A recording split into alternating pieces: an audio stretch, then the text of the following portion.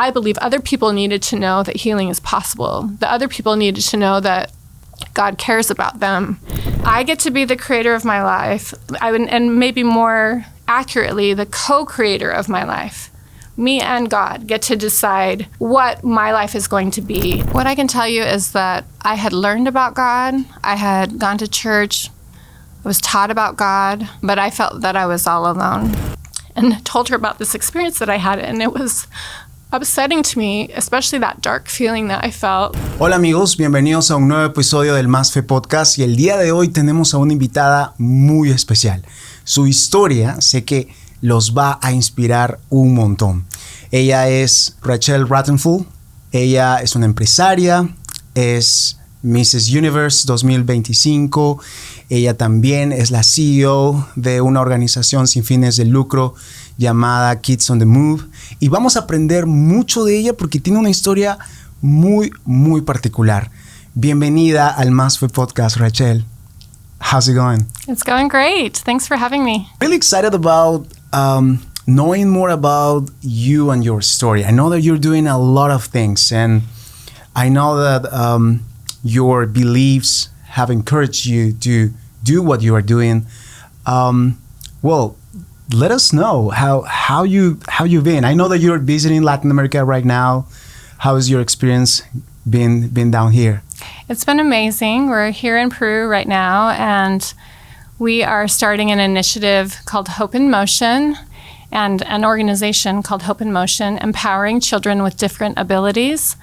And we see so much need in the world, and we believe that every child is valuable. Every child deserves the opportunity to reach their fullest potential.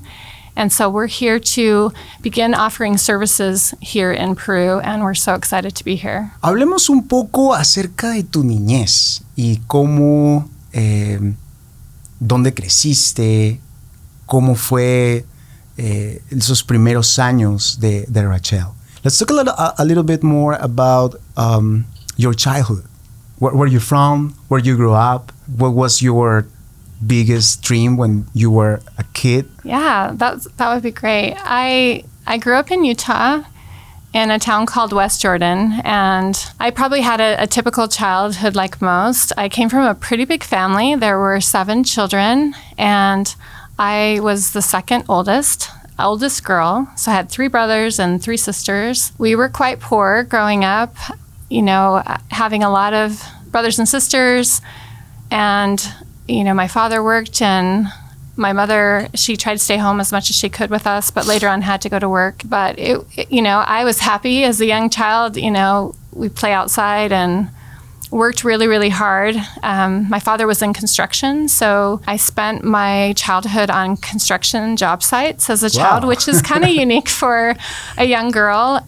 So about 5 years old, I remember we would work on really large construction sites. My father was a roofing contractor, so he put the roof on these large buildings, and at first my job was to just pick up the trash that would come off of the roof, so the shingles or the materials, and I'd walk around the big building and, you know, put it in the dumpster. And of course there's always, you know, just men working at a construction site, and it was very odd to see a 5 or 6-year-old girl just walking around a job site. But I learned how to work at a very young age, and that could be in the cold. In Utah, it snows, so we would have snow, and then we'd have heat, you know, the hot sun in the summer. We'd have the rain in the springtime. How old were you when you were working with your dad? About 5, 6 years old, and when I turned about 7, 8 years old, I worked up on top of the roof with my father, Really? so very high up. I do remember thinking, this is kind of dangerous for a child. Like, I don't know if I should be up here, you know. And when it would snow, sometimes I would get a little bit scared because you would slip on the ice and the snow. Yeah, and I would sometimes get really nervous, like, I'm going to fall. Or, you know, I'm going to fall off here. Did you fall any time? I slipped many times, okay. but I never fell. I did have one of my brothers. He fell off a ladder. That was kind of a scary experience. Ended up going to the hospital. Wow. So that was scary. But, you know, we grew up in a time where families, you know, worked together to provide what was needed for the family. So that was just kind of expected. And And so as a child, there wasn't a lot of opportunities to, hang out with friends like we do today. My children have a lot of friends that they hang out with, and we would just spend our time working together as a family or jobs that we would do on the weekends. But that made you feel probably really close to your brothers and sisters, yeah. right? So we worked hard, close as a family, and if we worked really hard, sometimes we could go roller skating or, we would maybe get to go to the convenience store and get a soda pop, and I thought that, or, a soda. And I thought that was really great as a kid. So I didn't really have a lot of, expectations. That was just what I knew. And so, but I learned how to work really hard. And so I think from a foundational level, I'm very grateful for that, because when you work in those type of environments, and we worked really long hours. So we'd work, 14-hour, 16-hour days from sun up to sundown. And so for me now, if I work in an office and it's air conditioned or it has a heater, I'm like, oh, that's no big deal to work 14 hours, because I used to work out in the elements where it was cold or hot, so. Para muchos de nosotros, como comunidad latina, siempre pensamos que los americanos pues tienen una niñez perfecta, que tienen los mejores juguetes, que tienen todas las oportunidades, pero tú creciste trabajando. For many of us Latins, we have this idea that all American kids has everything. They're kind of rich. They live in a dream. But you were working at 5, 6 years old. Yeah. This was like a normal thing for you guys, or that was a normal thing for my family. I don't know if it was normal for other kids around me. I think some of them worked, but I think the nature of my father's job, created that environment where we could go to work because he was self-employed, so we would go with him. But I think there are families that work really hard and they do work together as a family, but I think that may have not been as common at that time. Es el verdadero sueño americano. That's the real American dream. Yeah. But I think that helped you to be what you are right now. Yes, right? I do agree. To work and to achieve your things. Yes, right? Yeah, I do. I do believe that is core to my environment, is core to who I am today. Absolutely, a very positive part. There were other areas that were not as positive. One of the really defining moments in my childhood, growing up as the oldest girl in my family, I was responsible for the babysitting. I was responsible to make sure all the chores were done, that my siblings did what they were supposed to do. I guess my siblings could say I was a little bossy, so growing up and being a boss, I guess that, started young. That's why you're a boss right now, right? Exactly. But, a defining moment that happened in a young age is I actually had it was quite traumatic and really scary for me as a teenager. I was 16 at the time, and I had an experience where I was actually going into my parents' room to take a shower. We had 2 showers in our home, and I felt this darkness that I had never felt before, and to the extent where I was really scared. And I was changing my clothes. I was going to hop in the shower, and that overwhelming feeling of darkness that I dropped to the ground and I crawled across the floor and I flipped off the light because I felt that there was a dark presence outside of our home. My parents were out of town at the time, and so in my mind, I thought, is there a burglar outside, or is there a robber outside? Being one of the older children, we had no one taking care of us. I was in charge at 16. I had an older brother that was 18. Mm-hmm. And so, but I never felt that type of darkness before. And it was really frightening. So I quickly got dressed and I ran through the house, and I was searching for my older brother to protect us. And I was knocking on all the doors, and the other bathroom was locked. And so I thought, oh, he's in the other restroom. So I knocked on the door, and I heard someone jump through the window. Oh. And I thought that that was probably that robber or the burglar that was outside jumping in. And so I was very scared. And so I screamed for my brother's name. Mm-hmm. And on the other side of the door, I heard my brother answer. And he said, yeah? And and I said, open this door. I was very upset. And I said, open the door. And I saw that it was my brother, and the window was open.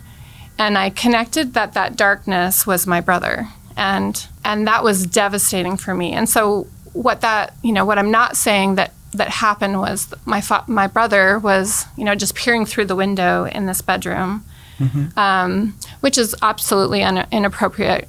But I went to him for safety, and he wasn't safe. And to have that realization that my own brother, who I thought should protect me, he wasn't safe. And I was quite upset about that. And so I actually went and spoke with my younger sister and told her about this experience that I had. And it was upsetting to me, especially that dark feeling that I felt. And I had confided with her and shared that my father had been abusing me as a child. And my sister shared that had been happening to her too. And when I learned that, it kind of changed everything for me. It lit a fire in me that once I learned and became aware, it was like this awakening happened within me, where once I recognized that, I couldn't forget it. I couldn't unknow what I knew. And I knew I had to do something as an older sibling, because I had 3 younger sisters, and so I needed to protect them as well. Yes, right? I needed to protect them, and my father had a temper. He didn't cross your. As I know, a lot of families and a lot of young girls. Sometimes, a father can be someone that's stronger than you, bigger than you, and you don't talk back to your father, Yeah. And so I was a little afraid to speak up, but I knew I needed to. So I called my mom, and I shared with her what had happened over the phone. She was on a small vacation with my father, so they were together, and she asked me if I was sure that had happened, and I said, I'm very sure, and Wow. My sister is very sure. And I told her that our home wasn't safe, and that I didn't feel safe staying there with my brother because of that feeling that I had. And I shared I was going to go to a neighbor's house. She was going to come back tomorrow, and I said, come get me from my friend's house. That's where I'm going to be at. And she said, we'll talk about it when we get home.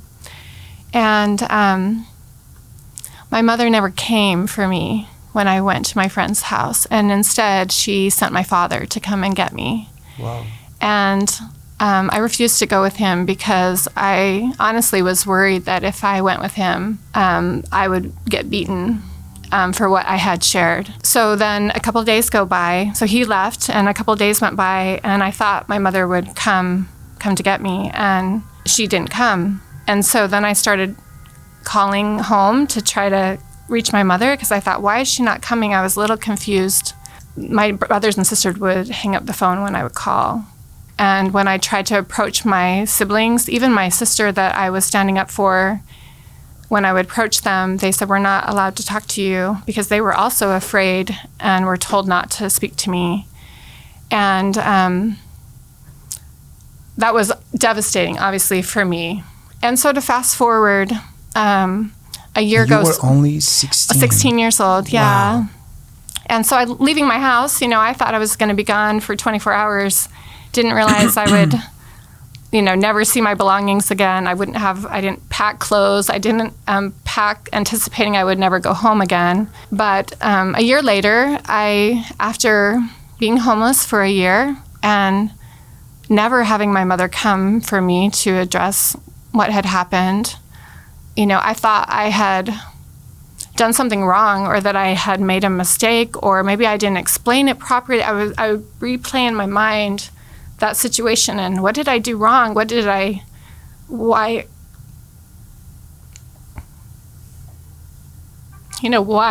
wouldn't she come? And so, just being completely lost and devastated, I attempted suicide. And so I went to the hospital, And I woke up in the hospital, and this is where, just a miracle happened, really. That I woke up in the hospital, and I reflected back on the past year, and I thought to myself, how in the world did I get to this place where I would take my own life? That's not who I am. I wasn't created for this. I wasn't created to take my life. Like that's not what I was created for. And I decided in that moment, I said, this will not be my life. Like this will not, I refuse this to be my life. And as I made that decision, I said out loud, I was created for more than this. And that was like a changing point for yes, you, right? Absolutely. And I had to accept that was the reality of my life. Prior to that, I kept just rehearsing and trying to figure out what did I do wrong. And at that point, I just had to accept and acknowledge, like, this is my life. This is my life. I no longer have parents. I no longer have siblings. I don't have anywhere to live. I don't have any food or clothing or shelter. That is just my life. And I can't go back and change what happened, but what I can change is I can change from this point forward. I can decide and I can be the creator of my life. And in that moment, I made a promise to God. I said, okay, I'll turn it over. I'll surrender, and then this is my life. I was going to ask you about that in this process and in this year and with all the situations that you were going through. Did you feel that God was with you, or did you feel that He wasn't there anymore either? What I can tell you is that I had learned about God. I had gone to church. I was taught about God. But I felt that I was all alone. And not because I had attempted to reach out to Him. It was more I just didn't know. I didn't know at the time if that would help me or if that was real or whatnot. But in my desperation in the hospital is when I remember reaching out to God at that moment. You were a daughter of God, right? And I didn't feel like a daughter of God. But I was, but I didn't feel like one. And sometimes we don't feel like we're enough for Him, or we're not enough for other people. And I cannot imagine how difficult it will be to think that you don't have a family anymore. Yeah. And especially at such a young age, right? So what happened after you were in the hospital? So while I was in the hospital, I shared with God. I said, I will accept that this is my new life. But you better make it count. You better make my suffering matter. And that it has to matter for something. It has to do something more than what it has been. And I'm willing to do whatever it takes to be the creator of my life, but you got to make it count. And with that, I asked a question. I said, what am I going to do? I'm in this impossible situation. I don't have parents. I don't have siblings. I didn't know of any community resources or help. I didn't have a friend's mom or dad that I could go to talk to. And I asked God, I said, how do I get out of this impossible situation? And the answer that came, and this was like really the first time I had gotten an answer directly from God. He said, get an education. And I thought about that for a second. And in my little 16-year-old mind, I thought, okay, if I go to school, if I go to a university, yeah, maybe I can get a good job. Maybe I could get an apartment. Maybe I could buy food, and I thought, okay, that should work. Mm-hmm. And so I made a promise. I said, okay, God, you're telling me to get an education. I promise you I will get a bachelor's degree, and I will even go the extra mile and get a master's degree if you promise me that everything won't be okay, that I will somehow be okay. Now. Yes, so now I have 2 undergraduate degrees, a degree in business, a degree in finance, and then a master's degree. Wow. But the important part is that it was that promise that I made. I made a promise to God. I made a promise to myself that I would not stop until I accomplished that, because that was direct, an answer from God, And I believed in my heart that if I did what he said, I would be okay. And this is the part where that relentless pursuit of making a promise, keeping a promise, and following through no matter what comes your way, that's where I had the greatest breakthrough, because I was able to do that for myself, but also keep that promise to God. And with that, I was able to complete my education. It took 11 years of night school, working full-time. So you were working full-time? Full-time, going to school full-time. Wow. And I had 6 babies during that period of time. Wow. Rachelle. So that's the first impossible thing that I did. And I did it because I had faith in God that if I did my part, it would be okay. And he has done his part, isn't it? He has. And I think oftentimes, especially as women, we put everybody else first before ourselves. And maybe in some way that answer gave me permission to put myself first, because I knew that was something God wanted me to do.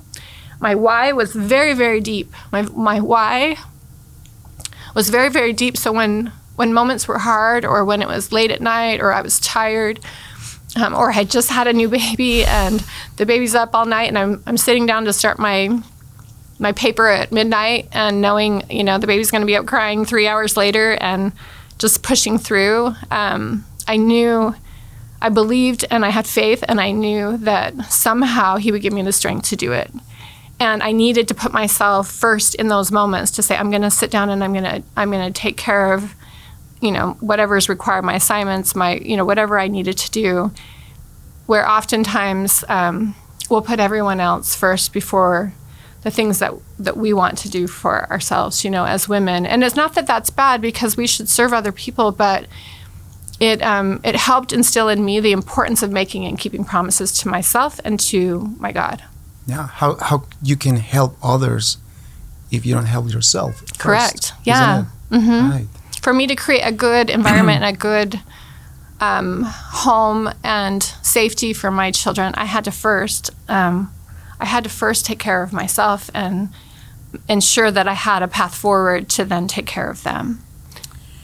And after these 11 years of education, I assume that these years were really tough. Yeah, right? they're and really busy, hard. Right? And it built a lot of capacity in me, to be able to work that long, to be able to care for children, because you have one. Because you were working full-time. Full-time, yeah. And then you go to school. Go to school, yeah. Wow. Yeah, and taking care of children, and every child would, be more and more things to do, and everything, their needs that they had too. But sometimes we keep in our hearts this kind of moments where we are trying to push ourselves into the improvement as a really good time as well. Yes, right? yeah. Because you were learning, and you were raising your kids, and probably the moments that you have in your heart about your babies were probably precious years for you as well. Absolutely. But at the same time, I also, I had a lot of external people would make comments to me. They would say,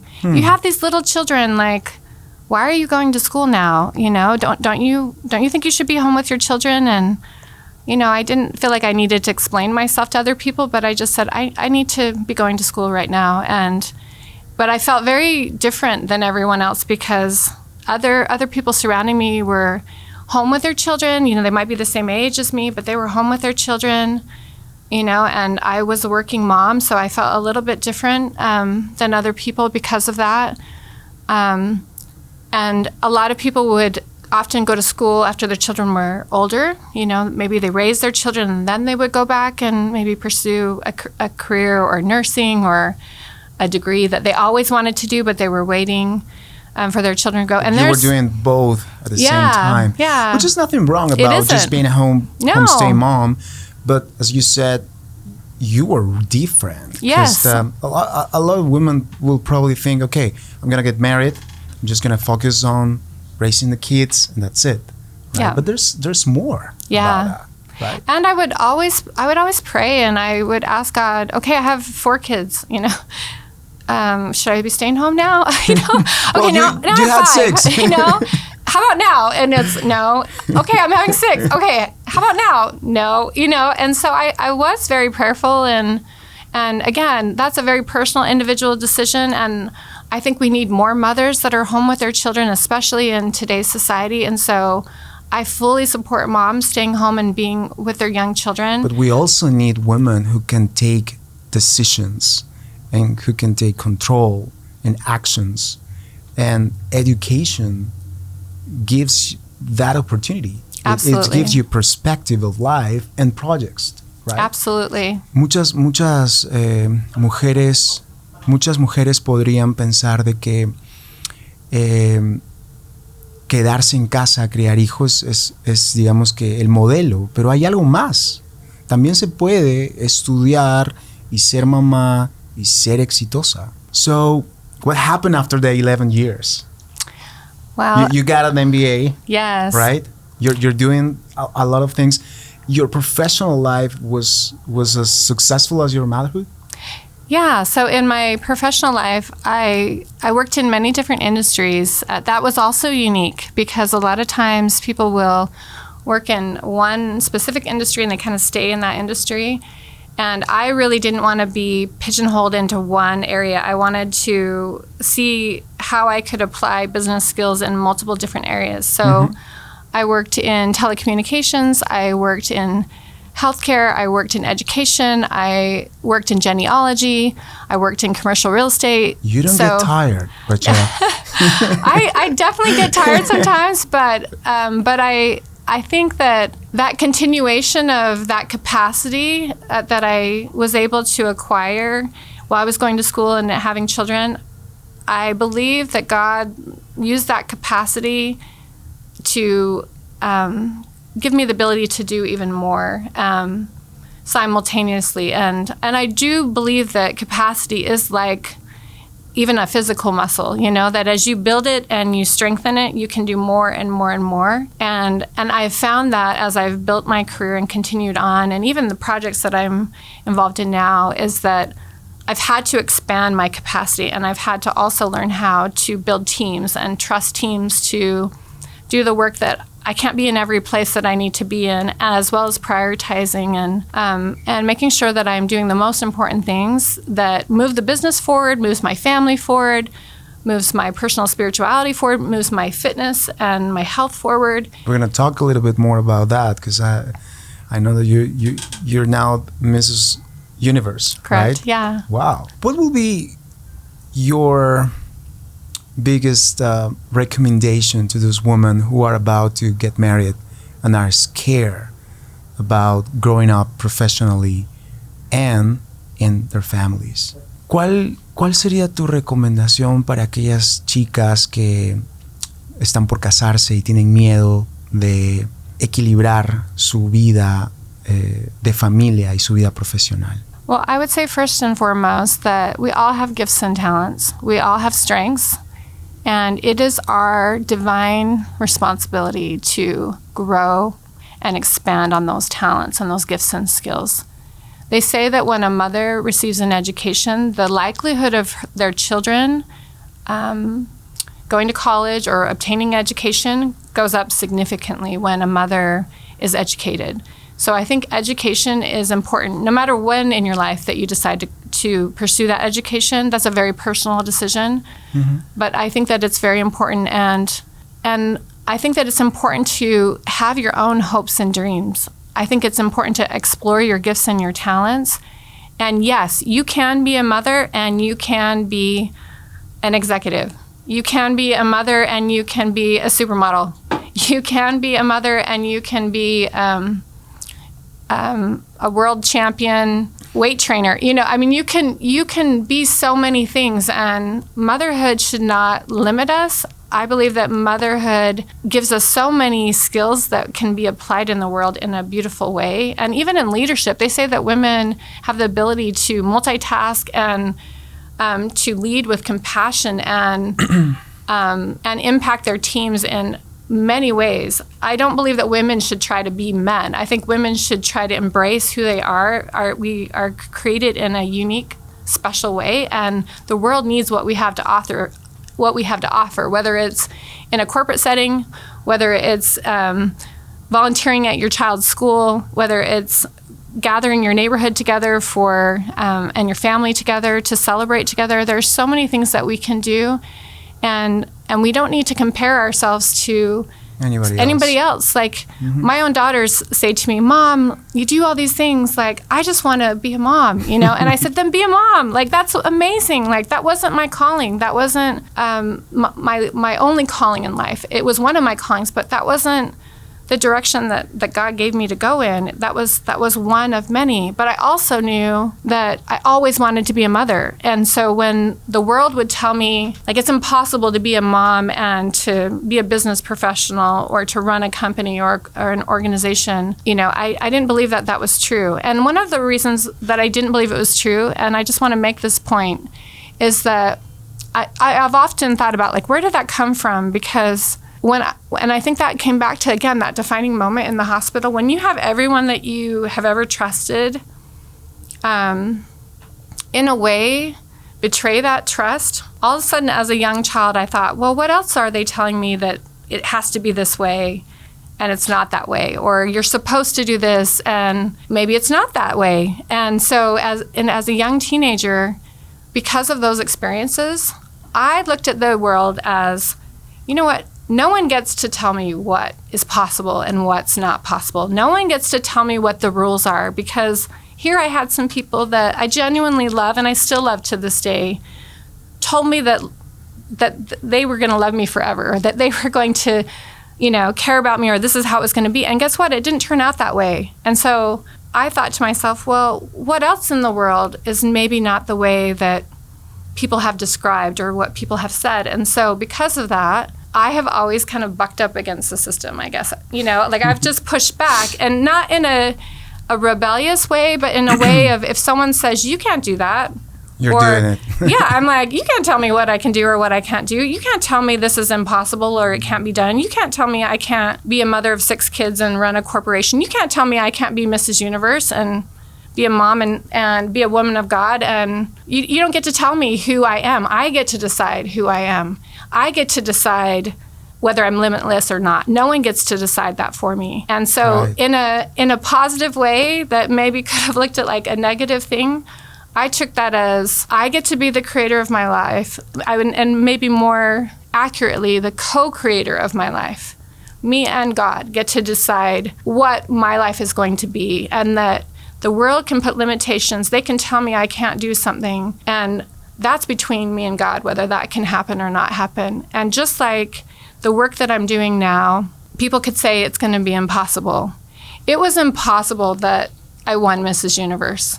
If people really know the backstory of that, well, tell us a little bit more about that. Because, okay, you have a great family, yes. 6 kids, you have a successful career, but then you want more and go to the Mrs. Universe. How it come? Ok, Rachelle, tienes una hermosa familia con 6 niños, tienes una carrera excelente, eres una mujer exitosa, pero también está el Señora Universo 2025. Cuéntanos más sobre esto. Tell us more about the Mrs. Universe. How does it work? Well, first I want you to know it was an 18-year journey. Oh, okay. So you were really into fitness, yes, right? Yes. Estabas mucho en todo lo que tiene que ver con deporte. Yes. So a lot of times people ask me, are you a fitness instructor? I Are said, you? No. No, that's just something I choose to do for me, because I believe that if I have a strong physical body that houses my soul, you know, that I can do many things. Our bodies are our temples, yes. right? And you take care of your temple. Yes, because that houses my spirit. And when I treat my body with respect, and I care for my body, and I provide for my body, and I create strength, then my soul can be strong. That's housed and protected with this being that I have. And So yes, I've always been into fitness. Part of that has been trying to get back into shape after having children. But again, that's another myth that people say you have a child and you can no longer be fit. Diría que tienes 6 hijos. I will say that nobody will guess that you have 6 kids. Yes. and you know, and again, and this is discipline as well. Eso es disciplina también. And again, that's another myth that people say, like a woman has a baby and, you know, their body will never ever go back to the way it was before. Yes, it may not be exactly the same as what it was before. Maybe it could actually be better. Wow, that's a good thought. You know, I mean, the only reason that we say that is because we didn't have the education or the knowledge. Because, you know, when you're a certain shape or size for most of your life, and then you have an event that changes and you don't receive the education to transform your body to a new way, it's just lack of information, it's lack of education. It's not because it's not possible, it's just we don't know how to. So instead of saying it can't, maybe we need to say, let's educate ourselves on how to create a healthy, strong body after having a child, because anything is possible when you put the work, the effort, and the consistency. So again, it's beliefs. So how's your routine like in your daily life? ¿Cómo es tu rutina en el día? What do you do? Like you wake up, you work out. So and that led you to the contest? Yeah. So I'll just touch on that really quick. Because I have a lot of unknown variables with children in the morning with school and things like that, I would love to say that my routine is always in the morning. But in the morning. Actually, it's not. I would say a couple times a morning, maybe twice in the morning. But most of the time, my exercise routine begins at 10 p.m. at night. Until midnight or 1 in the morning. Wow. And that's because I'm committed to it, and we have things that interrupt us. You know, if you ask any mom, you wake up in the morning, you think this is how the morning's going to go, right? And it doesn't. And, you know, there's a way around that. You could get up at 3 in the morning and everyone's sleeping and, you know, but so I try to in the morning, but some mornings just with my children or if I have something with work that's really important, you know, just different things, then in order to make and keep those promises to myself, then the alternative is if I'm not able to go that morning, I have to go late at night, and because I'm committed to ensuring that I have a strong, healthy body. But I would say that none of that is the reason why I did Mrs. Universe. That's just something that I wanted to do for myself. So how it was? ¿Cómo fue? How did you get into the contest? How did you got chosen as Mrs. Universe? Yeah, so it began actually with a couple of neighbors. I had a couple of friends, and we met Mrs. Utah at the time. And she said, you know, you should come and compete for Mrs. Utah. And she shared about her platform, which was gun safety. And I was very impressed with Mrs. Utah. I thought, what a wonderful woman. And I thought, wow. Some people will think that this is just about physical contest, right? Yes. But it is more than that, right? It's absolutely more than that. And I would say married women, if you really think about it, for a married woman to get up on a stage and wear a swimsuit. Yeah. It's. I mean, and wear an evening gown and interview regarding a platform or a cause that you're passionate about, you have to really be passionate about that cause. Now, maybe younger women that are in the Miss Teen or Miss America type competition, you know, they may have a really strong talent that they have or something that they're hoping to get a scholarship to go to college. But when a married woman, I believe, takes on that type of a competition, you have to have a cause that's very deep within you. And so I have a lot of respect for married women that compete in pageants because for the most part, probably 90% of the women that are competing, they have something they care about deeply, that they want changed in the community, that they want to make an impact in the world. And that's why they do what they do, because they care about the cause and the platform that they have. And so for me, and that was the case with Mrs. Utah, that's why I was impressed with her. And she encouraged us to participate. And it was actually quite funny. So the three of us, my 2 neighbors and myself, we said, okay, I had 3 children at the time, a new baby. We thought this is going to be a great way to just get in shape. We're going to do this together. It's going to be fun.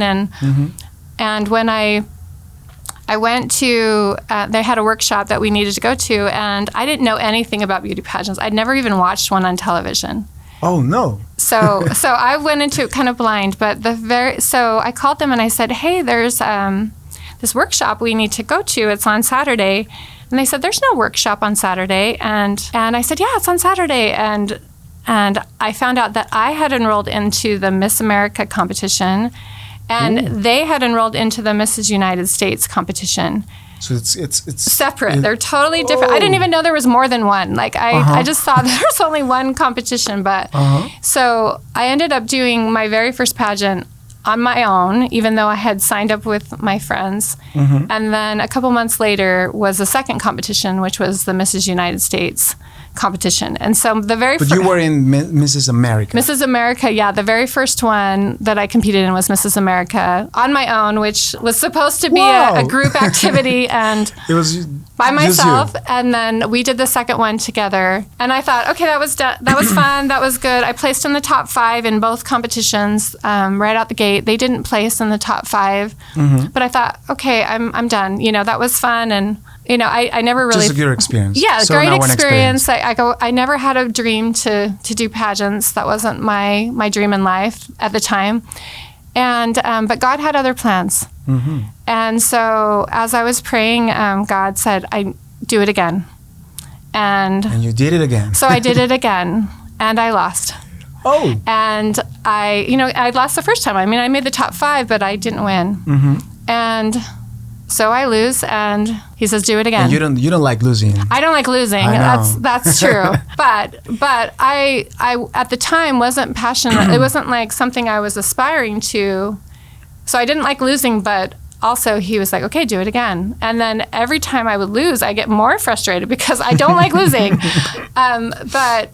But no, what he had in mind for me was something far greater than I ever thought was possible. And what was really happening is that God was trying to get me to a place where I could share about my experiences of being sexually abused as a child. Oh. And I did not want to have that be my platform. I did not want to talk about it. That was something that I had buried really deep after that experience. Once I had a very traumatic experience trying to talk about it, right? I told one person, and this is very true.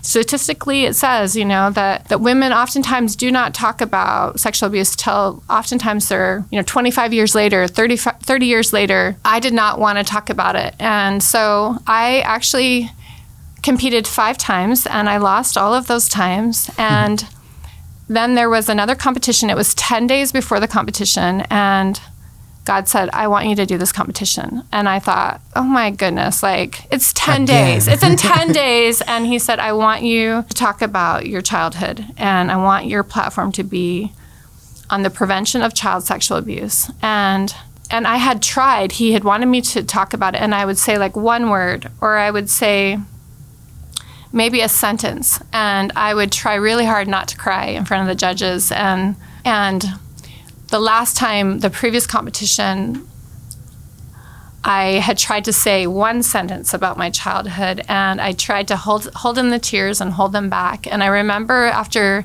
the judges had asked me all the questions they had asked me, and imagine if you can put yourself in this situation, you're sharing a vulnerable part of your life, and somebody is writing a score down on your interview of you expressing one of your most vulnerable experiences. And that was really hard for me. I thought, how does someone get to put a score on my most vulnerable, difficult situation? And why is God having me do this over and over again? I mean, it just felt like torture, honestly. But I remember that. Why do you think God wanted you to share that experience in that specific vision? I think it was a preparation. And it wasn't just about that experience. It was over and over again. He was relentless and would not let up. And so every experience from that point forward was to have the prevention of child sexual abuse as my platform. And it wasn't popular to talk about it then. It's not that it's popular now, but it's a lot more accepted now. I mean, we're talking 2007. Oh. We're talking 2009. That it was before the Me Too movement. It was, before it was something that people would talk about. And if I said anything on the stage about child sexual abuse, you would just hear the stage go silent. Like it was just quiet. Like this hush would go. Nobody talks about it. And it was very uncomfortable. I had people say to me, if you would just stop talking about child sexual abuse and change your platform, you would win. And I said, this isn't about winning. You know, in time, I understood what God was trying to do, and I knew it wasn't about winning. He was trying to get me to a place where no matter what the audience was, no matter what the setting was, that if God needed to call on me to talk about my experience in one way or another to help another person, that I could get to a place where I could speak about my childhood. I could talk about my experiences. And so with that experience I had with the judges, you know, that was deliberate, intentional to try to say that sentence with those judges. And when I walked out of the doors and I tried to, I walked out, as soon as my hands hit the doors, I remember just tears, like just, you know, I was just crying. And I went into the bathroom and I just sat down on the floor and then closed the door and I sat down on the floor. I'm wearing this beautiful suit, this tailored suit. Mm-hmm. I'm sitting on the restroom floor just sobbing. And this wonderful, like, other contestant, she came up and she said, oh my gosh, I'm so sorry. Like, did your interview go bad? And I looked at her and I said, no, it went exactly the way that I had expected it to go and exactly the way that I had planned. And it was like in those little victories, like they were victories for me, even though they were very painful victories, they were very much victories in which I knew God was trying to push me beyond what I thought I could do, because he knew I needed to get to a place where I could share that with other people, because I believe other people needed to know that healing is possible. The other people needed to know that God cares about them, that we can go through extremely difficult things, but there can be joy afterwards. There can be a future afterwards. You can find hope and happiness after. Yeah, because I think sometimes, and I think we should talk about uncomfortable topics, because this is the reality. This is what's happening right now. And if nobody's talking about, then how are we going to resolve this difficulty? Y es importante hablar estos temas porque nadie los está hablando. Y si no los hablamos, entonces no se pueden resolver estos problemas, ¿no? And then you told me that this is a 18-year path, right? Right. So this year, what happened this year? This year, it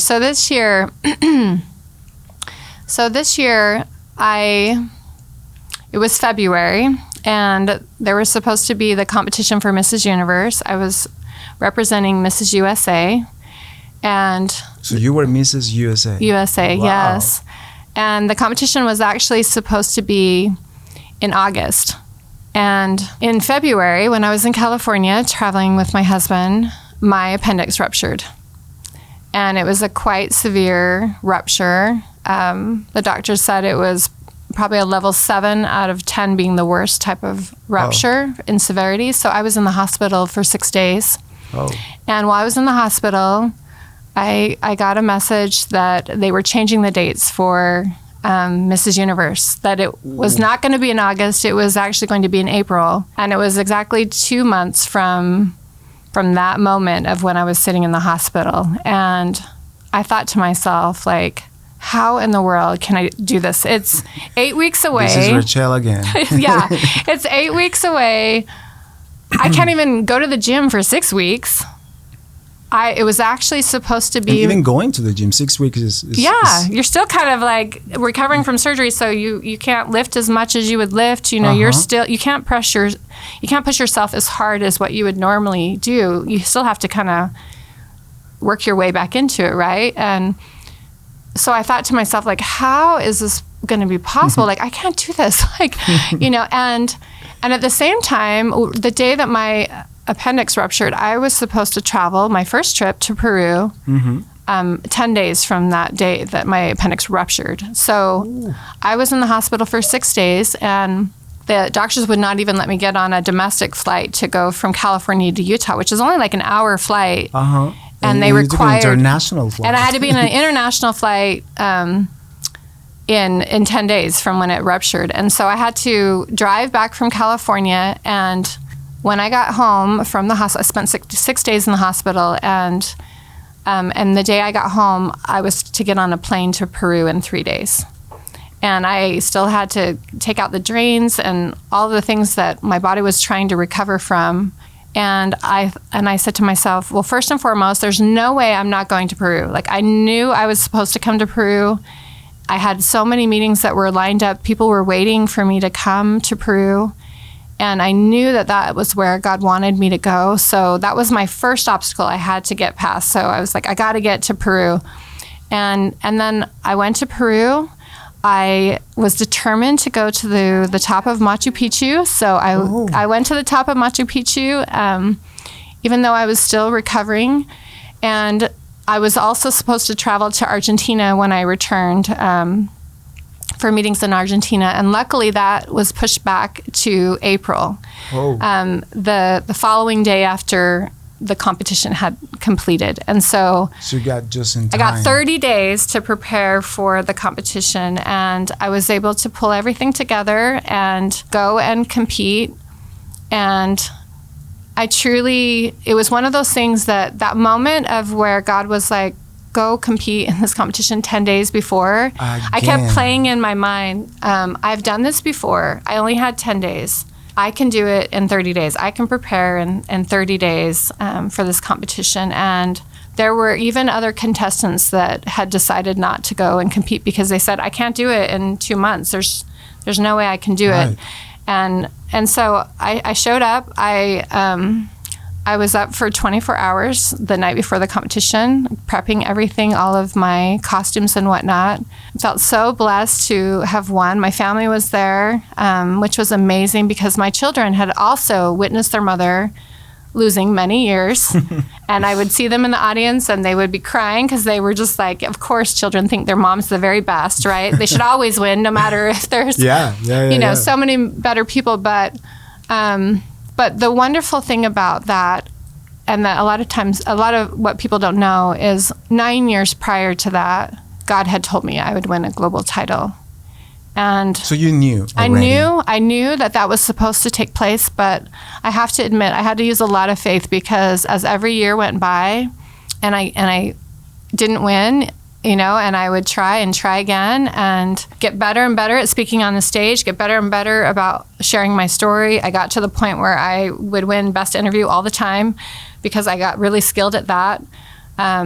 How does it feel to be Mrs. Universe? It feels the same as not being Mrs. Universe because I feel like I'm still the same person. But I will say this.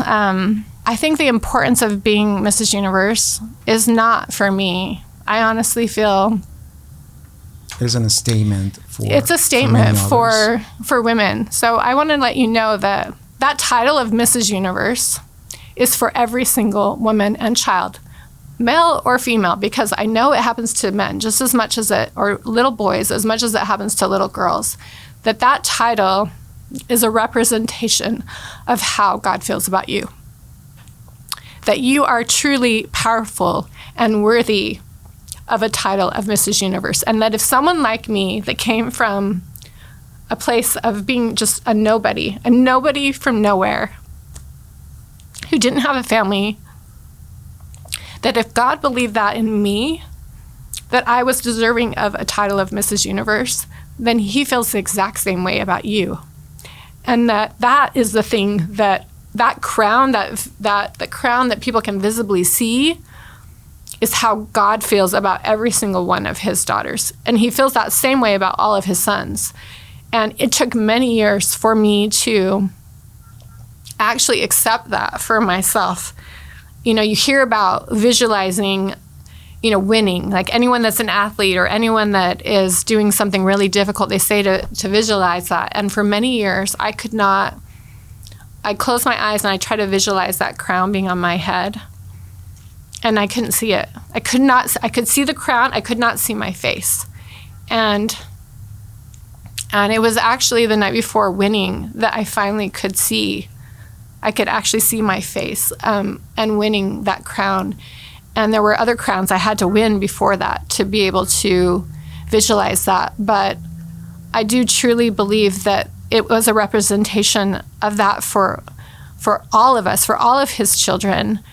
And I had the privilege of being refined in the way that he refined me, so that I could be in a place where in the future, and even now, that I could be on a stage and I could convey God's love to all his children.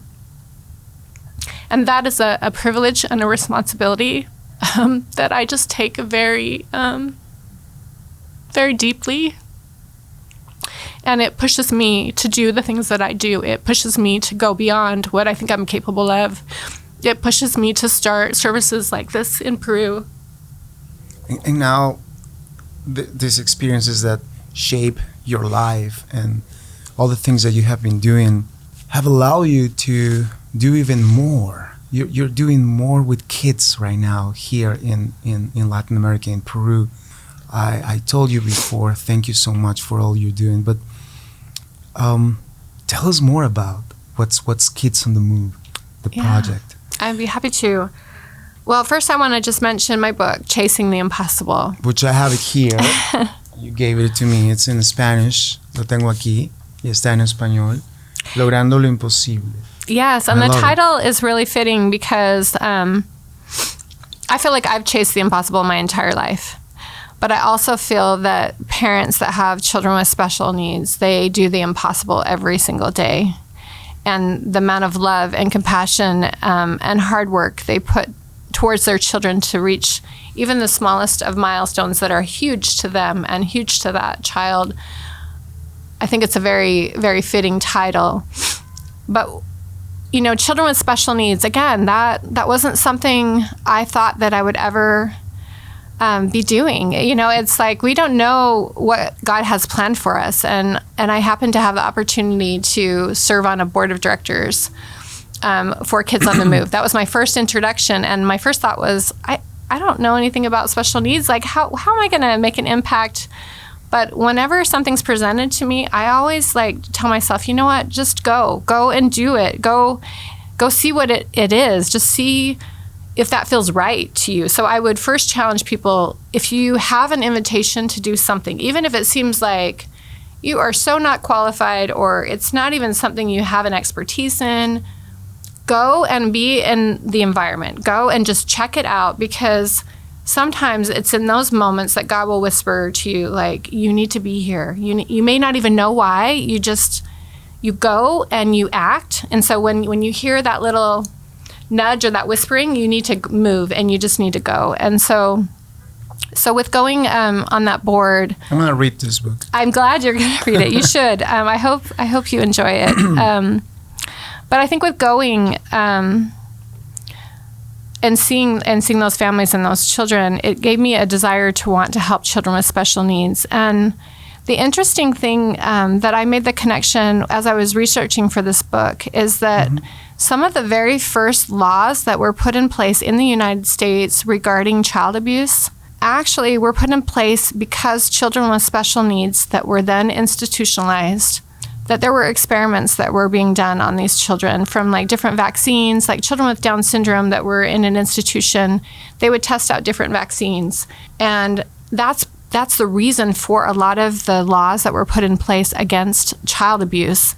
And so it was interesting for me to just see the connection of all forms of child abuse and then the connection with children with special needs. And so that was a unique connection that I discovered. But with Peru and what we're doing here with Kids on the Move, we are helping the most vulnerable children and children with special needs. So we are bringing therapy, occupational therapy, physical therapy, speech therapy, as well as applied behavior analysis, which is a type of therapy for children with autism. And we are bringing 40 years of experience and knowledge to Peru to establish programs and services. Our organization in Peru will be called Hope in Motion. Hope in Motion. And part of that is because Kids on the Move didn't translate very well into Spanish. Chicos que se mueven. So Hope in Motion is what the organization will be called. We just formalized the organization in Peru yesterday.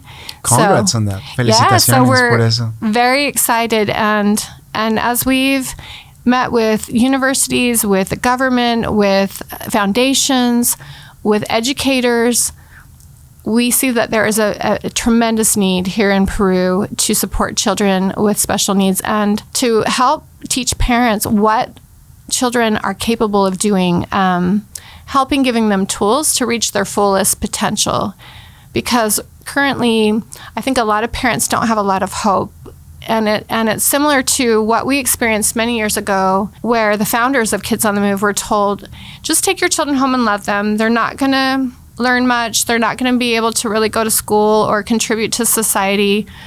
And that's not true. And these moms didn't think it was true either. Rachelle, ¿qué se viene ahora para ti? Porque sé que vas a estar en más proyectos. Rachelle, I know that there's more than that. So what's going next with you? Well, there absolutely is more. I think God has big plans, not just for me, but for his children. And Peru is just the beginning. And I know that part of my calling in life is to speak on global stages. It's to empower everyone. And you are doing it. Lo estás haciendo. Thank you so much. And I just want people to know that there is so much in you. And the most important thing that we need to do is we get those little promptings and those thoughts that come to mind. We need to take action.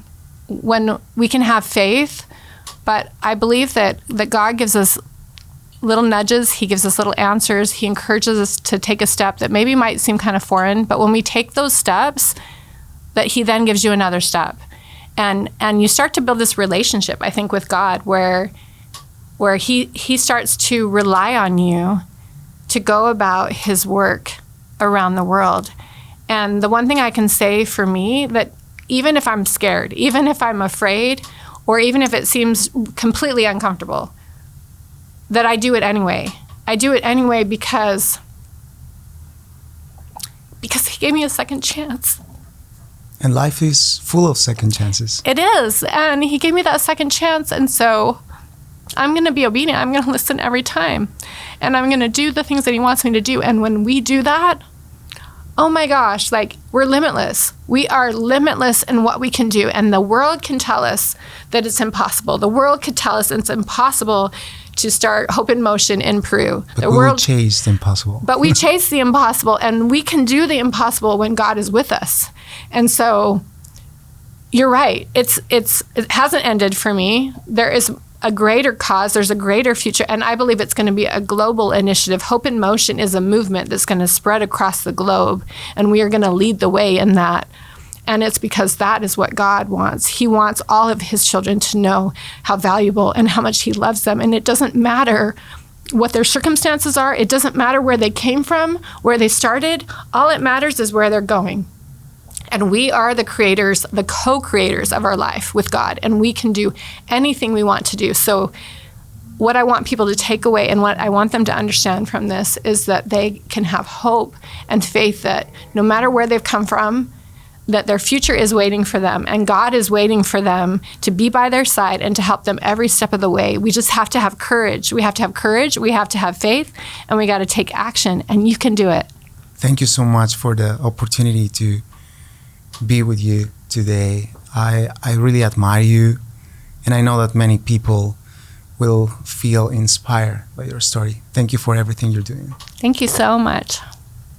Rachelle, gracias por estar con nosotros hoy día. Sé que tu historia va a inspirar a miles de personas, pero también me ha inspirado mucho a mí personalmente. Soy un gran fan desde ahora. Gracias por todo. Gracias por estar aquí con nosotros. Gracias.